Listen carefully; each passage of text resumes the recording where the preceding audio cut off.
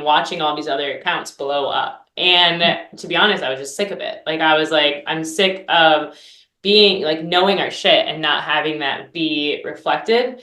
And I so, love to yeah, talk but about there the is, sick of it moments just for the fact that I think at the moment anyone ever says that, like, I'm sick of it, is usually the biggest moment where someone's like, all right, fine. I'm ready to do the things. Let's go. Like, I'm you're so so sick of right. it. Like, it's versus like someone's like, yeah, I'm okay with it. Like, I just like that sick of it moment. Like, I think people are like, oh, it's a weakness. I feel like crappy about it. But like, Mm. but for me, any moment that I'm like, I'm so sick of this shit. I don't want this to be this way anymore. All right, let's do the things that I said I wasn't going to do before. And I just wanted to acknowledge the fact that, like, because you keep saying it, I'm like, I know exactly what you're talking about, Yeah. how that can be this, like, I don't know if you'd call it a rock bottom, but like a bottom that most people get to rise from because they're focused. They're not trying to do too many things. They're like, I said I was going to put all my energy into this. Welcome to the Limitless Podcast, the show where women entrepreneurs become radically aware of their limiting beliefs, learn to value their worth, generate wealth, and to thrive as a magnetic brand leader. I'm your host, Jamie Ratterman, a six-figure holistic business coach. I've helped over 100 rebellious entrepreneurs master marketing, embody leadership, and say fuck it to the hustle. Let's dive in. Hello, lovelies. Welcome to another episode of the Limitless Podcast. I am really excited to have you on the pod today and have you listen in. The guest today has been causing a bit of a ruckus, as what I was just telling her before we pressed record. I was like, we were in the middle of a sprint. Some people were talking about like, oh, I haven't been able to get reach and different aspects of it. And then they're like, have you heard of Shirley Social? Have you heard of these people who have been able to build their following back up? So today we have Liz Perra of Shirley Social on the podcast. She's going to be telling us about why she deleted her Instagram account and what she's learned from it. But also, this is me getting to meet her for the first time. So I'm like, this is you getting an inside look of me truly getting to be able to pick her brain and a meeting of the mind. So I'm so excited to have you on the podcast, Liz. Please tell us a little more about you. Wow, well, thank you. That was quite the introduction. Yeah, so I'm Liz Perra. My partner and I are like a husband-wife duo team. And we have been in the social media scene since 2019, specifically like managing in the trenches, working with clients. And yeah, last year we burned our Instagram account to the ground, started over from scratch and grew our current Instagram now that you see today, Shirley Social, into 130,000 followers. But it was over 100,000 followers to begin with in 9 months. So that's just kind of like a mini snippet of kind of like how we got to where we are today. But we've always kind of been in the advertising and marketing space since 2016, like owning our own business and being entrepreneurs has always kind of been our thing. But Instagram was ultimately what stuck, like that was kind of when we're like, okay, this is our shit. And we just loved it. And so now we do more coaching. We've kind of taken a step back from managing clients one-on-one, and we focus specifically on group coaching and one-on-one, all that good stuff. And I don't know how far you've dove into our page, but we also dabble in AI. And ChatGPT is something that like I could go on and go off like for hours. So it's something too that we preach and kind of like what makes us different. If you were to be like, okay, like there's thousands of social media coaches and, all these different mentors out there. We definitely push really hard for integrating AI into your strategy. So that's kind of like a sum up. Yeah, you did great. That's Okay. amazing. That's amazing. So is my understanding that you like, went through college, graduated college, and were like, you know what, I'm going to do my business, or what did you start out like working corporate side, or was the entrepreneurial journey always what you wanted to do? Great question. Well, so I've been working since I was 13. Like since I was 13 years old, I was like hungry to make money. Wait, And what was your first job? I'm curious. I worked at an apple orchard and I was an apple picker. Oh my Yeah, God. I picked apples. And then I also, was the cashier and sold hot dogs at like the mini stand that people would, eat concessions at. And that was my first job. And then I went from dishwasher and I was in the restaurant industry. And so that's kind of what, like through college, that's how I paid for my tuition. So I went to school for graphic design. And that was kind of graphic design and marketing was always like what I was intrigued by. But through bartending, I met so many people and they were like, oh, I have a business. Oh, I own this. Can you help me with that? So that was kind of like what got my foot in the door on an entrepreneur level was like, okay, there's like a lot of these people that just having these conversations with, like, I'm like lit up. I was an intern at two other design firms in town. And they were just really mismanaged. Like it was like really terrible experiences, in terms of like kind of the pay was a very underpaid industry, underappreciated. And so I kind of just felt like, yeah, knowing before I even graduated, like if I want to make money and really like do what I want to do, I kind of need to do it myself. Like I don't think these businesses are going to carve out that path for me. And this sounds really bad, but too, like people are like, okay, you need to start at the bottom. Like you can be an intern and we're not going to pay you for 2 years. And you're like, and I'm the type of person where I'm like, well, no, like I'll work like 100 hours now, like I want to do it Right. now. I want to like start. So, yeah, we started our own business out of college and did branding and design and then transfer that into print advertising and then transfer that into social media. I mean, I could feel the confidence like seeping through. You're like, hey, no, like I'm gonna like the choice to do that is such a big deal. I think just acknowledging that, but also, you're right. Like I think part of my own story is that like I had to prove the power of social media within a corporate setting, and that was such a lot of wasted time in a lot of ways. Just because like you going like, let me just show you, like I'll show you instead of you like hiring me, and I got to prove what it looks like. So like I commend you on that. I think that's fantastic. Thank you. You're making me think back. Like my first like paycheck job was like working at a sporting goods store. I hated when the football players came in and said they had like defective like sporting gear because it was always like the worst, right? And but even too, I think if I had to be completely correct, it was probably like I painted parking lot lines and my dad's like rental property parking lot. So Wow. I'm like, well, how old was I? I think that was 12. So it's funny like looking back of how long like we've been working. But what I love about your story the most is that I mean, for me, it's the same way. Is that I really feel like the people that I end up having conversations with out in the world, they have such really cool ideas and like really cool like motivations of what they're going to do, and the idea of like them not getting an ability to like get an audience and make money off of the things that they're so good at and what they love. Like I feel like that's what ended up making me love marketing more than anything else. It's just like this connection between those two things, and now it's just gamifying and figuring out how these platforms work to make it sure that their stories are as loud as possible. So I jive with you. I think that's really very, very, very cool. But tell me more about this. So before you deleted your account, what was your last account like? Let's dive in. Let's dive into this big shift that you ended up doing. So what was your account that you like? If you had to sum it up in a few words, what would you say the account that you had to delete? What was that Okay. account like versus the account you have now? Great question. So we still were in social media. We had a different name, and it was called House of Originals, and house was spelled like Haus, and so it was always like this problem with like how people would spell our name, how they would pronounce it, because it was like house or like it was always like this problem, and it was a mouthful, and so. We decided to rebrand. We used it as an opportunity to completely rebrand. Sorry, the sun is like coming at me today. And we actually, so we were like, okay, look, I'm sick of it because for so long we had like gotten pulled in different directions with clients. So like we were managing so many different accounts. We had a team of 5, which was great. But yeah, I was like miserable in terms of like where our account was in terms of like being these experts and being valued and being like our page doesn't reflect that. Like nothing on our page reflects that because we would post like a post here and then, ghost for 3 weeks because we get pulled into a client project.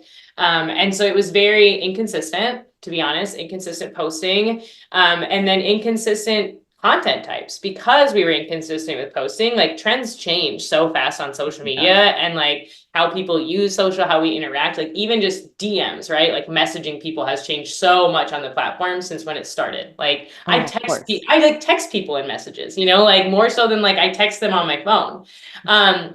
And so we had changed kind of like, what we were posting. Like one post would be about social media management, and then the next one maybe be like a content creation shoot we had been on. So there was inconsistency with like what we were posting, how people were following us. So, like they would follow us for content creation and then we post something social media. So, again, not having a lot of like locking in on our own shit. And so I was like, we need to treat ourselves as a client. Like if we were a client, I would have fired us. Like I would have fired myself. And so basically that was the time we decided to rebrand. We changed our name to Surely Social. We deleted our account. I was like, I just needed to like be done.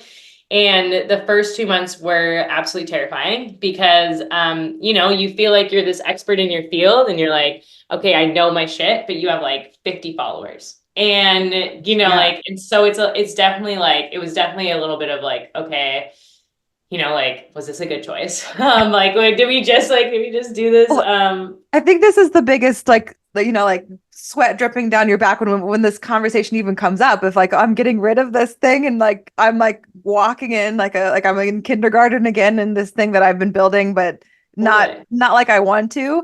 So let's just paint the picture a little bit. So how many followers did you have on the house account whenever you decided to say goodbye? We had about 1,200. Okay. Yeah. Good. So it wasn't crazy, Okay. but it definitely wasn't like, we had a good amount of like engagement for, like when we would post, we'd get like 100 likes. So for 1,000 followers, it was good engagement. For sure. So like, was it like a Terrible full growth. delete? Like you fully deleted it, like it was gone, the content that was there, like, or did you just like log out and and not touch it again? No, I deleted it. Like, so because I screenshot, I don't know if you like, you have insights, obviously, like you can look at your insights on Instagram, but I'll still screenshot our followers just for like those cool effects. Of course. And so I'd screenshot our followers. And when I was going through like our content or I was just digging out my phone and I was like, oh my God. And I'd screenshot our followers a year prior. And I was like, our followers have changed by one follower had changed. That's how much it had like gone up and down over the year. We would gain 100 followers, lose 100 followers. So like, that's when I was like, I don't care at all about this account. Like at that point, I was like so over it. So yeah, I'd already saved all my content. And at that point too, like I look back on the content and I'm like, wow, that it's night and day because what it did, and it's funny, I just made a story today. So yeah, we were in these beginning stages, we ditched everything, and then we went full throttle into posting, and posting more actually allowed us to get more like niche down with what our audience actually wanted to see, if that makes sense. Totally, absolutely. Like being able to see how people react. I feel like that's the best way to do it. Even too, when somebody is talking to me about content creation, I'm like, just create 30 days of content, see what responds, and then go after the things that people are responding to. And like it doesn't have to be like a hard thing, but you got to put it out there, which I think is great. So I guess like the main reason I kind of ask about the old account so much is that usually like even too I feel like now the hooks that pull me in sometimes are like, oh, do you have a dead account? Like they're like, that's like a new, like, do you have a dead account? Here's how to fix it, stuff like that. But whenever this is brought up is that many people with their current accounts, if they're not getting the reach they want, or it feels like their growth is stagnant, they still go like, but I've spent years, even if it's inconsistent years, and I've spent all this time and people do love me that are in on these followers and on these things. So what made you decide like, okay, deleting is better than trying to put this same energy into the same account? Ooh, that's a really good question. I personally felt like I was ready for a rebrand. We were ready to change our name, which was a huge part of it. And I think it's hard, obviously, when people get attached to it's your own personal name, right? Like, so I worked with clients who have been in the same boat. They have a dead account and it's their name on the account. And so you're like, okay, how do we still take your name and build off of that without like leaving your followers in the dust? And I think everyone has their own personal opinion on what to do with that account, like, and where they're at and how much attachment they have. I always recommend, like if you're moving, if you're saying goodbye, like send a message to your followers, tell them what's happening, get as many people as you can to your new page. But in terms of like, how to know if you're ready to delete it, I think that's a personal choice. And I think the biggest thing, whether you're reviving a dead account, is to say, okay, in my dead account, what has my experience been? How many niches have I had? How many different types of followers have I interacted with, right? Because all of those interactions is what tells the algorithm like how you're training it, like, so yeah, I've worked with clients who are like, I used to be a Reiki instructor and now I'm, I do this. I do something complete opposite. I'm a business coach. And you're like, yeah, we need to delete your account. Like, yeah, you should probably start over because a lot of your clients or people that followed you to begin with are interested in Reiki. They're not interested in being mentored in business. That's a totally different thing. You know what I'm saying? Totally, totally. So this is what's so interesting about what you're saying, because like I think the some of the hardship that comes up with creators is that the idea of like being a specific niche can feel like a cage sometimes. It can feel like it's like they only are allowed to create this certain type of content versus if we're thinking about like a influencer account or like a more of a lifestyle or thought leadership type of account, like they take them along as they evolve. Yeah. So like how like in general, like whenever you're talking about like, okay, so what would make you go, okay, yeah, even though you were Reiki here, now you're helping with business, you got to delete versus somebody who might have a following that just is a fan of them just as much as they are buyers. Like, how would you look at those a little bit differently? Or would you say, you know what, if you're changing your niche this much or who you help this much, starting a new account, deleting your account is probably the best way to go? Yeah, it's a tough question. I mean, I would say like it depends on your engagement, like who's actually like interacting with your post. Because if you are pivoting and so say, yeah, like they're like your fans and like they're all of your friends and family, or like say you're like, I'm a business mentor now and I want to coach Gen Z entrepreneurs, but everyone that's been commenting on your post is your family and they're 60 years old, I probably would delete the account because I don't want 60-year-olds commenting on my posts. Like just for the Right. fact of like they're going to tell the algorithm that your content should be shown to 60-year-old people. But yeah, like if it was similar audiences, even if it was a different niche, you could try to take them on that journey, right? Mhm. And say, hey, I'm pivoting this account. Stay with me if you want. This is what's happening. If you're really, really like, I have 10,000 followers, I don't want to lose the 10,000 followers.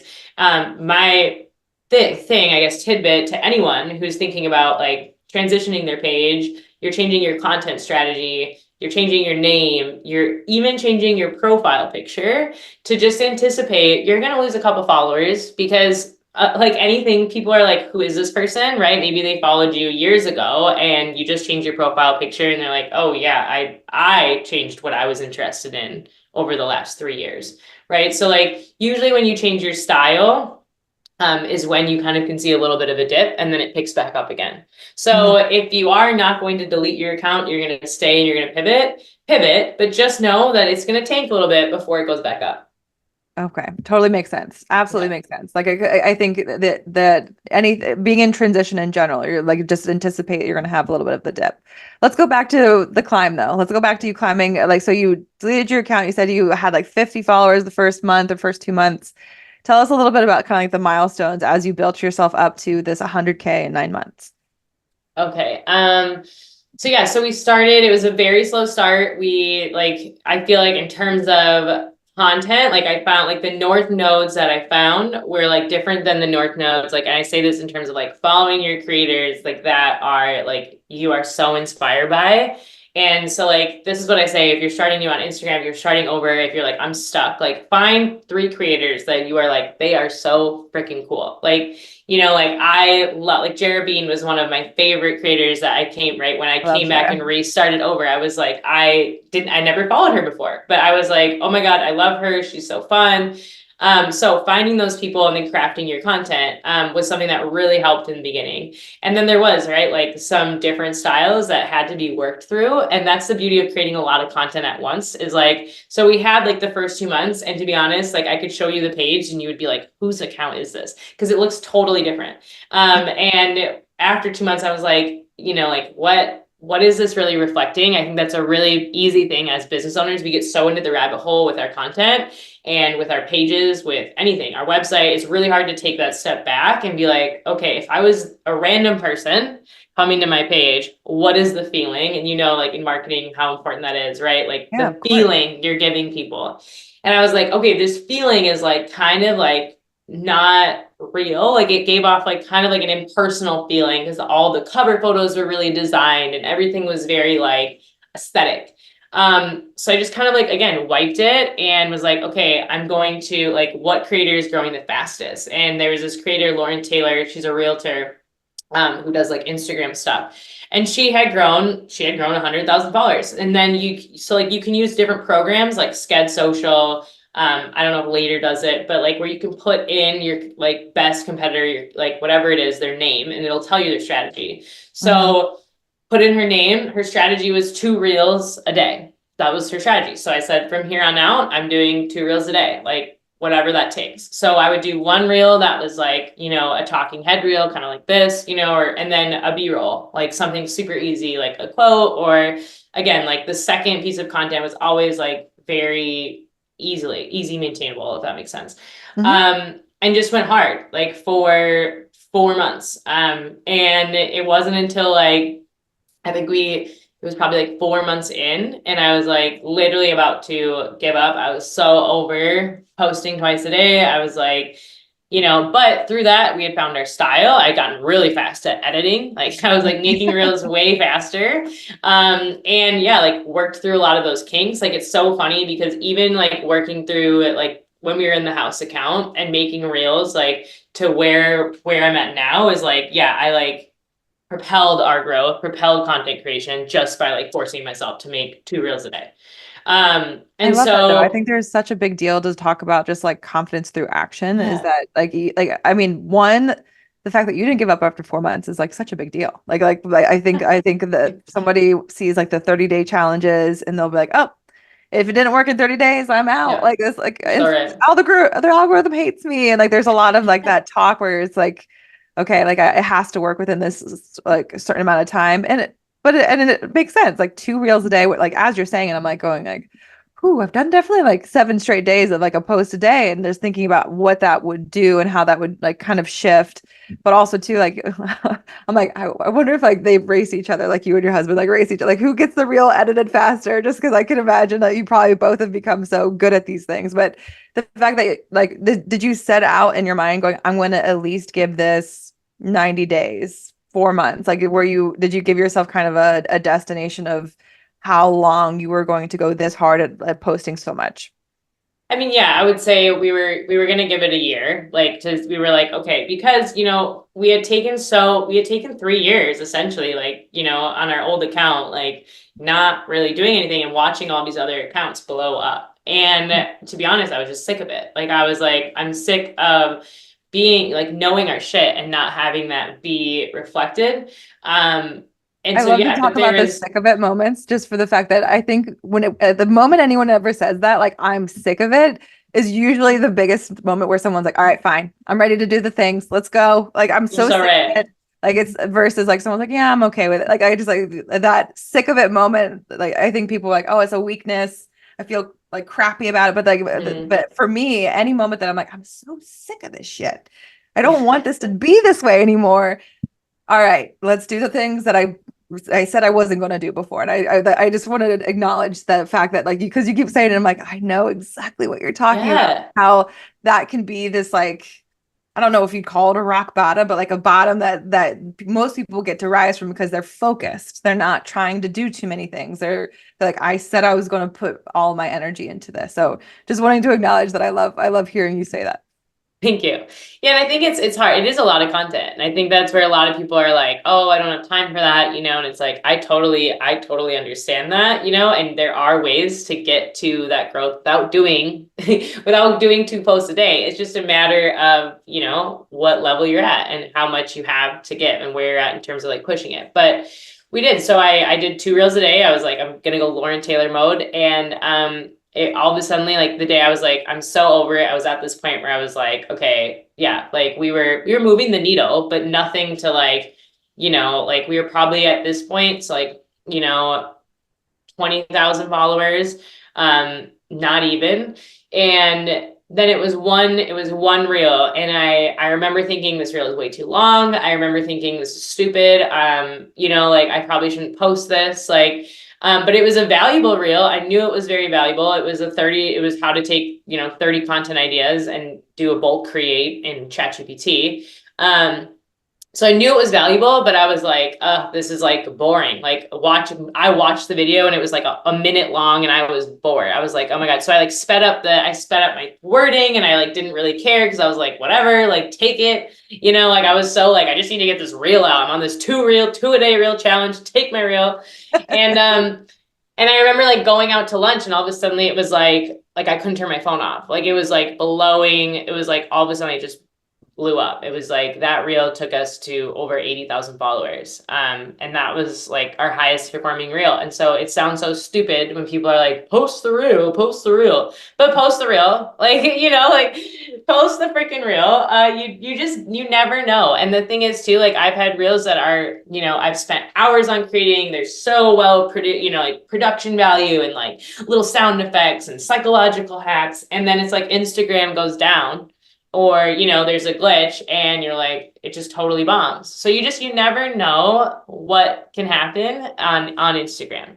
But it definitely is worth it continuing to push ahead for sure.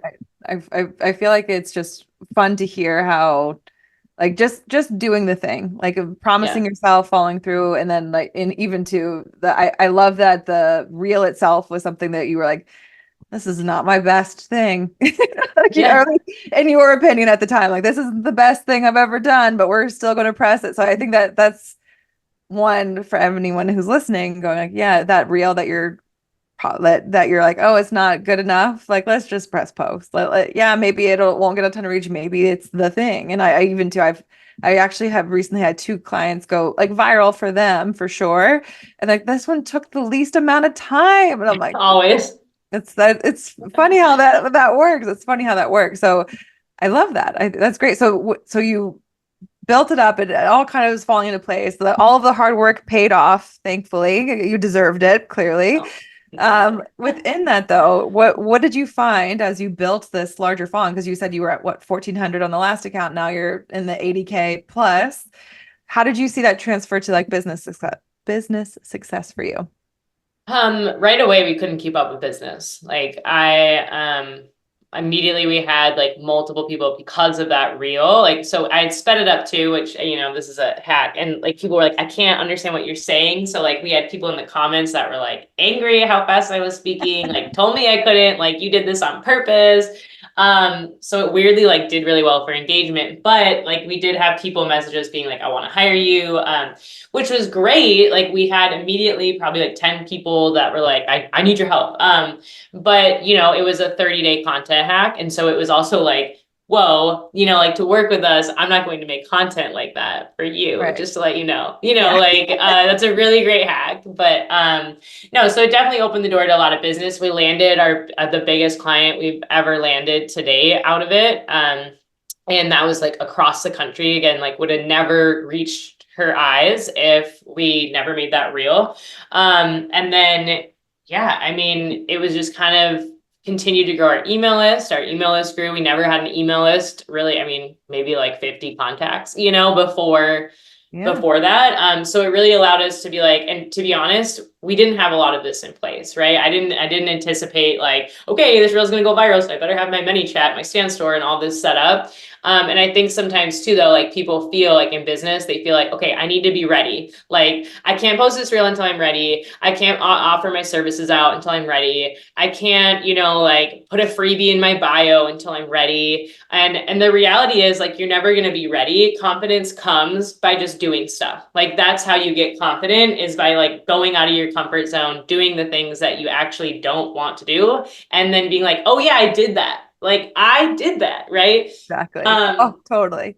And now I'm getting like, even too, like people don't understand that confidence is something that if you do it enough, you will be confident, period. Like it doesn't really like if you crack an egg every day, you're going to crack it without the shell more every day. Like it's like, you just got to do it more enough and it'll be more like we just had someone else on the podcast that was saying like, I'm not really good at I'm not really good at these things, but I'm great at these things. Like I'm really confident in talking and speaking my voice about like getting confident on camera, but I'm not great about how to edit. And I was like, yeah, like the more you talk about it, the more you actually do the thing. Like it's not going to be surprised when people come to you because you've acted. I feel like it's like acting as if that next reel is going to go viral. What do you want What do you want to Ooh, I have? love that. Like, what do you want to have in place? So I love that. So I think it's interesting to hear that, like, even though you were doing all of these reels every day, did you like have this belief that it was going to work out or not work out? Or, like, you did it after the fact? Like, what was your mindset as you were kind of like just going through the motions of getting these things up? I mean, to be honest, Jamie, like I was pregnant at the time. And so I was like in a really like mental roller coaster, like, because I also was battling this thing of like every day I was growing bigger and bigger. And I was like, I'm having to record these videos for this new audience that has never even like seen me before. And I'm pregnant and I'm like, like, how do I like embrace it, but also like, like tell my followers who don't really know me. So to be honest, it was a very like challenging mental time to continue to put ourselves out there. And continue to record videos when I didn't really feel like myself. And that's why like sometimes, a lot of times people are like, oh, don't create content, like, or if you're having a bad day, take a bad day. And I'm all for that. But there are seasons of being a business owner where it's like a season. It's not a day, it's a full season. And so there was definitely times where I felt like, yeah, like should I keep going? Is this worth it? Like I'm just gonna keep putting one foot in front of the other and one foot in front of the other That's until it kind of clicks. And so I feel like, yeah, out of the gate, it was like super hyped up, super amped up. And this is how everyone starts. They start their new account, they're really excited. And then they get their post together, right? You get your post done and you're like, okay, I got this. But like, it's not happening as fast, right? And like, I think that's something you nailed like right on the head when you're like, everyone wants these like results fast. You're like, I did the 30-day content challenge and I didn't blow up, like I didn't go viral in 30 days. And you're like, oh my God, like sometimes you have to do it longer. Like sometimes, like the universe just wants you to like keep going. And I think that's the hardest thing though in life is like to not white knuckle ourselves into being like, I need this now in this time frame. You know what I'm saying? I completely agree. I had a friend of mine that said in patience breeds immediate results, and like they like that and that quote like rang in my head, when you're impatient, Yeah. it's like you're pushing away what you want, like you got Oh, to be I love patient. that. And I like she said it to she said it to me, and then I'll forget the phrase. Say that thing to me that you said to me that one time that blew my mind. She'll like send it to me again, and it's just so profound for the fact that like it's like exactly what you're saying. When we white knuckle anything, Yeah.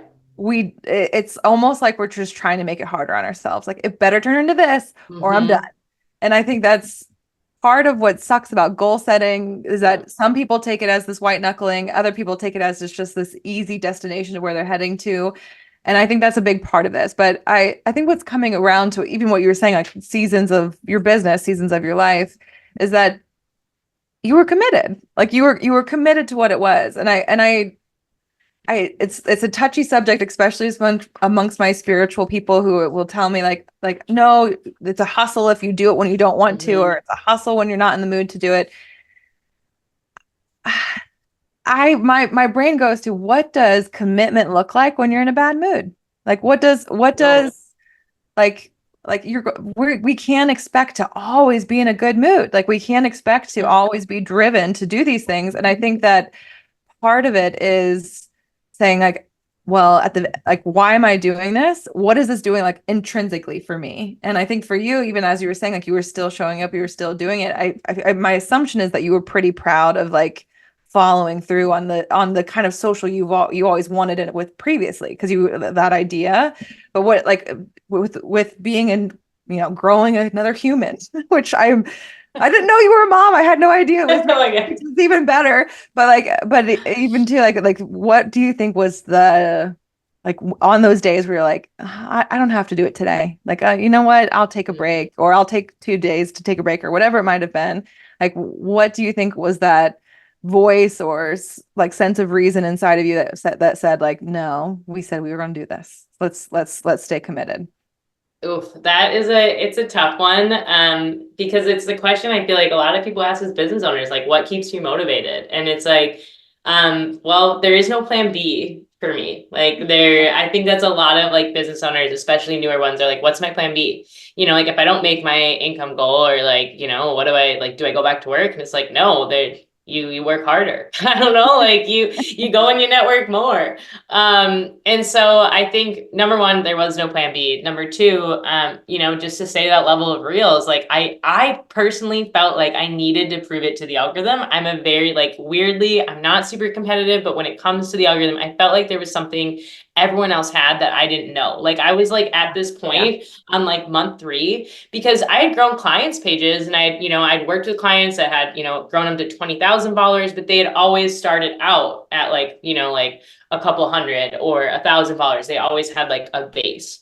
And so I feel like with where we're at, yeah, like on month 3, I was like, okay, I'm, like there must be something that like these creators are like knowing, like maybe they have like some secret, like Instagram is like, they have these robots. They're not even real people, like, and they're just like, they have these $500,000. So we think it's possible, like I personally felt like I was going to crack the code. Like I was like, there is no way. And I just kept being like, there's no way I can't break it. Eventually, like I have to break it. But yeah, I mean, there was definitely a day in that 4 months I took a break. There was definitely a day I took a day off, where I was like, screw this, I'm not in the mood. But I think the biggest thing too, when you're like not feeling motivated is like just repost a piece of content or, like take a thread if you're on threads and just make it into a carousel. Like there's so many, I think, excuses as business owners and ways that we can make these things be really big. Like I have to make a post for Instagrams. Like it can be like Gotta a be a 3 hour thing. masterpiece. Scorsese, you Yeah, gotta give me a thumbs up on it. Like it's gotta be perfect. No, it's just like it doesn't always have, yeah, totally. totally. And I am a big, I mean, you do content sprints. So, like I'm a big like batching content too, which really helps my moods. Like in terms of even now, not being pregnant, I still have moods. And so it's like, I think being like, okay, I'm going to put on my best outfit, like treat your goddamn self. You deserve it. You're a business owner. Like put on your best outfit, look good, go and like do your hair, do your makeup. Like a lot of times people don't like think about content creation as like, you're showing up in front of thousands of people on camera, like look good. Of course you're not going to want to play a reel that you're like, I look like crap in, so Yeah, of like course. put on your best outfit and then get your Starbucks, get whatever it is that like it's your like pump up and like get to it. Like if you were hiring yourself for the role of a CEO, it's something I always say too to people is like, one thing that I really changed my content journey was like, I would always do client content first. So I would always focus on my clients' content. And it was kind of like, wait, I was paying myself last. Yeah. And I think it's so easy as a business owner too to take care of your clients first. But the moment I actually started saying, okay, I'm going to batch content on Mondays, no matter what, I'm batching content. I don't take any meetings. I come first. We come first in our content. Was the moment I feel like everything, again, motivation wise, it changed because I was able to say, okay, I can do this all in one day. I can go get my venti. I can get pump the F up and like get, a couple hours of content and then, have the rest of the week. If I have a bad day, that's okay. I have hours, there's probably lots of videos on my phone that I've never actually even posted. Because, it's like, it's there when I need it. When I'm having one of those days. And I think that too is important as business owners is we think that so much of our lives are boring when really it's so relatable. Like clients are like, I have nothing to record. I don't know what to say. And it's like, you have so much to say and so much to record. Like like just you in your daily life is so like, you have no idea how curious we are as humans to like see those aspects. It's so fun hearing you like it feels like we've had so many similar conversations with people. Like the one where someone's like, my life is boring compared to XYZ person. And I'm like, it is not like and even too, lovingly, like I love all of the nomads that are in my feed, but I think that there's an assumption that you have to be a nomad to grow your account or something on Oh Instagram my God, you're so right. show traveling, all of the things. And I'm a traveler. I do enjoy it. I'm not going to act like I don't, but but at the end of the day is like, I like my home. I Yes. enjoy the home that I've built. So I could at least say, I could name like 4 people off the top of my head that have told me that exact word. Like my life isn't exciting enough for Instagram to blow up my account. And I'm like, I guarantee, just sit at the right angle in your apartment. And I guarantee if you say the right, like the things that people need to hear, Mhm. it'll work out. So I think I love hearing all of this. I I honestly feel like this feels like such like this is going to be an episode where people listen. Just get motivated. Like if you're feeling that reach and you're sick of hearing the algorithm like doesn't like me BS, Yeah. how can you listen here and go like, okay, like let's have this be a journey. Let's allow this to be something that I'm going to dedicate time to until I figure it out. Oh, I was going to ask you just because it made me curious with how you were like stubbornly going after it. What's your horoscopes? Just out of curiosity, like rising. Like, do you know your sun, moon, all the? I just know I'm a Gemini. Ooh, I wait, don't know when's your anything else. birthday? Is it coming soon? Yes, my birthday's June 1st. Okay, I'm a May 23rd. I'm a week away. Oh, Oh, okay. Okay. Happy early huh. birthday. Hello, fellow Gemini. I was curious because I like you sound like a little bit of a Capricorn in my brain, like because you're like stubbornly until you figure it out type of that sounded a little bit like what I thought, but that's my moon, so I was curious. Ooh, okay. I need to figure that out more. I need to dive into human design. Yeah, it's fun just to play with it. I would definitely recommend it for sure. So now you are 131,000 followers. You have a booming business because of this, stubbornly figuring out what people had that you didn't have, but now you have it. That type of feeling, whatever that was.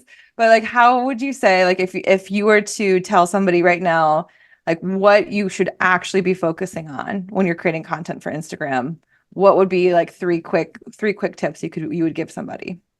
Oh, I love that question. I would say hands down, you need to focus on really saying how valuable is this piece of content. I think a lot of times we're selfish and we think it's actually valuable. We're like, oh, but I have this to sell, or like, oh, I wanted to show them this. But like truly, like, would they share the content? Like, if the answer is no, then it's probably not that great of a piece of content. For a random person to share it. So like how valuable is it, like scale of 1 to 10? And Beautiful. how Okay, so you're saying valuable. The question to ask is, would somebody share this? Yeah, yeah. Like, would a random person share it? Like, listen to it with the audio off as well. Like, take the audio out of the equation because 80% of people are going to listen to it without the sound on. So, like, the audio, you should never rely on the audio, right? But so, like, being like, is this interesting without sound? And most of the time, right, you're going to say, like, oh, probably not. What can I add in to make it more interesting? And how are my hooks? How are the hooks hooking people in? So like, I think a lot of times people don't pay it. They actually focus more on recording than like the plan of the Mhm. content, when the plan of the content is the most important thing. And it's why like so many creators, like it doesn't necessarily matter, like their production level. There's more than a handful that have blown up being in their bedroom talking on camera, but it's the hook, it's what they're talking about that is so intriguing that makes people want more. So again, like if a random person was to come across your page, was seeing this post for the first time, would they understand it? Would they get it? And would they want to share it with someone else or save it, right? Is it like enough to have them pull the car over? And I'm not saying every post needs to be this like, oh my God moment, right? But being like, is this really like addressing something that my audience really cares about, right? Like, I think it's really easy to be like, well, everything I have to say is valuable, right? Like, say you're a kid's preschool teacher and you're like, well, I'm going to teach kids, like, comment, in this reel, I'm going to show you how to make a paper boat. That's valuable. Teach them how to make a paper boat. It is, but to a certain extent, it's Googleable. So again, like, how do you take that and make it even more and push the envelope even more? This is an activity that actually increases your emotional connection with your children. And I'm going to show you how to do it in less than 30 seconds. So again, like you're playing into this idea of, right, you're still talking about the paper boat, but it's how you're spinning it in terms of making it more valuable to the user. I'm not just telling you how to make a paper boat. I'm telling you how it's going to make your kids more emotionally connected and more intelligent. Beautiful. Now that's interesting. And then, yeah, I would say also, like really finding your North Node, finding your creators that are the most inspiring to you, and just like taking their drive and saying, how can I make this my own? Right. So like, how can I take this piece of content that's going really viral, putting your little research cap on, like I like to say, and saying like, if you love Jara, go through her content, say, what is it about her content that you love? And then how can you take that and do it in your own way? I And do it love in your that. own style that feels good to you. And then, yeah, really treating my last piece, like always treat every piece of content as an experiment. This is not a test, but people go on Instagram like it is some sort of test. Like you are supposed to go start an account and you are just supposed to know it and go viral and blow up. And like, it's supposed to be this really easy thing. And it's like a marathon. If you wanted to go to the Olympics, if you wanted to become a marathon runner, you would hire a trainer, you would practice every day, you would go out and wake up in the morning and do your runs and train, right? It's no different, yet for some reason we like put this unprecedented level of pressure on it as if like it shouldn't be difficult. I agree with this so much, like so Sorry, much. just had a spider come on my screen.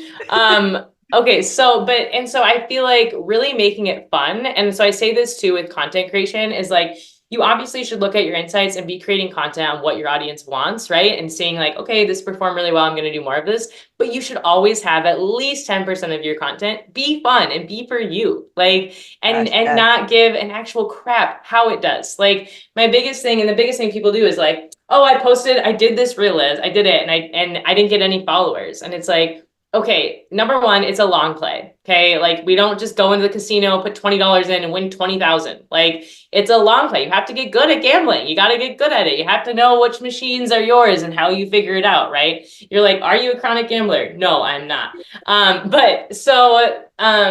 That being said, you're able to really say, okay, I know no matter what, this is a fun thing for me. And so it doesn't matter whether this content performs well, I'm having fun. Because if you're not having fun on Instagram, you're not going to really enjoy the platform at all. And so I always have at least 2 posts a month that are just like, I could care whether or not they go viral. I don't care if they get any comments because it was for me just to have fun with and to get creative. I would say that, well, I feel like you gave like 5 tips and I'm all up for it. I love it all. I love them all. But that last point is that is it's really like you got to make sure you're doing this.